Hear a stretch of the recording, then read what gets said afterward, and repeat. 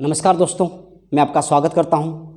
दोस्तों, आज का यह वीडियो लेस पेरे विधि से निर्देशांक पर आधारित है, जो बीए, बीकॉम, एमए, एमकॉम, अर्थशास्त्र और सांख्यिकी से संबंधित विद्यार्थियों के लिए बहुत ही महत्वपूर्ण साबित होगा। यदि आपको मेरा वीडियो पसंद आया तो आप इसे लाइक करें, शेयर करें और सब्सक्राइब करें। तो आइए दोस्तों, लेस पेरे विधि से संबंधित एक प्रश्न को समझने का प्रयास करते हैं। दोस्तों, सामान्यतः इस प्रकार का प्रश्न परीक्षा में पूछे जाने की संभावनाएं होती है।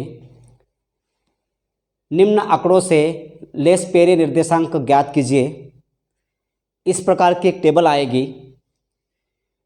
पहले भाग में वस्तु या कमोडिटी, दूसरे भाग में मात्रा और इस भाग में कीमत को दर्शाया गया है। वस्तुएं 3 प्रकार की है, ए, बी और सी।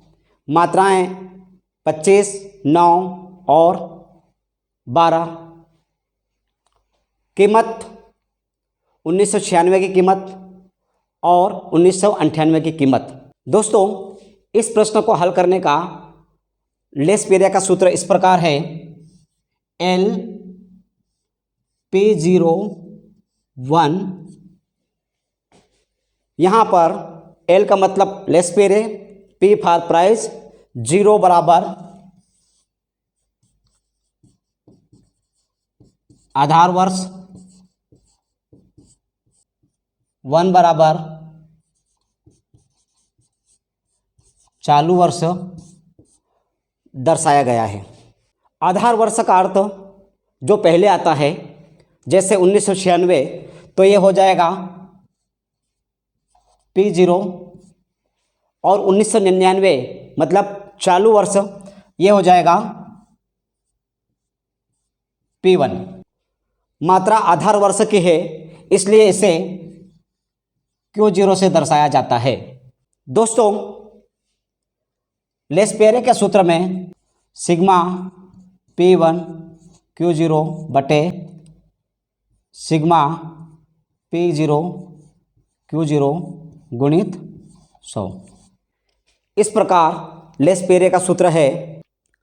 इस सूत्र के आधार पर अब एक नई टेबल बनाएंगे, जिसके आधार पर इस सवाल को हम आसानी से हल कर लेंगे। दोस्तों, लेस पेरे से संबंधित प्रश्न में दिए गए आंकड़ों को जब हम हल करते हैं तो इस प्रकार की तालिका में हम इसको रखते हैं। चूँकि 1996 आधार वर्ष है और 1996 का आधार वर्ष मानकर 1999 का हमें सूचकांक ज्ञात करना है। दोस्तों, इस तालिका में वस्तुओं को इस प्रकार से दर्शाया गया है।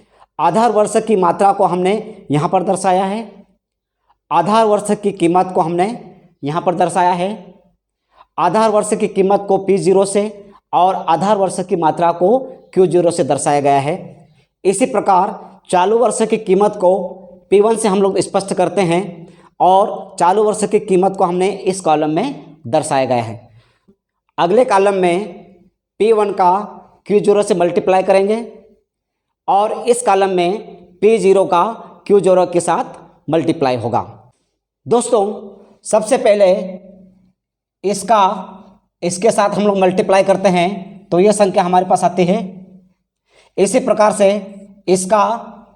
इसके साथ मल्टीप्लाई करते हैं तो यह संख्या आती है।